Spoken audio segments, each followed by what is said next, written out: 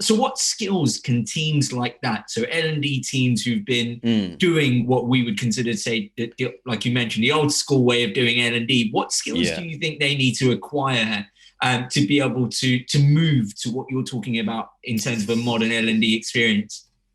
Yeah, so there's a couple of things. And I think a lot of this model as well relies upon being more partners than order takers. So I think the first thing around there is a consultative approach. So looking at yourself as a bit of a consultant. And I suppose, again, more trendy terminology for this is kind of, user experience designer, having a design thinking, a design mind to that kind of thing. But the ability to have consulting conversations with your stakeholders and actually ask them probing questions to get to the real cause of a problem.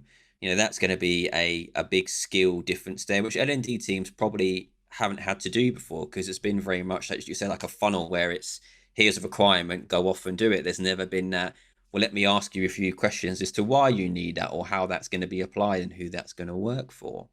And then the other elements, I would say, technology. I think it still amazes me to this day in 2021 where I think there's a real lack of understanding of basic tech and how digital technology works in its even foundational sense. So, how does different tech speak to each other? How can you connect this piece of tech with that bit of tech? What's an API? Just real basic stuff for me. Like, you need to understand that because if you're coming into a business today and you're leading their, like most areas, digital learning element, you really need to understand how different bits of not only learning tech work, but how does tech like Slack or Microsoft Teams or Zoom work? How do they build into that ecosystem? I'm not saying you need to be Bill Gates, but it's like you need to be tech savvy to an extent. You need to understand the baseline of how things work because that's the industry we sit now. People are used to social media, they're on their phone all the time.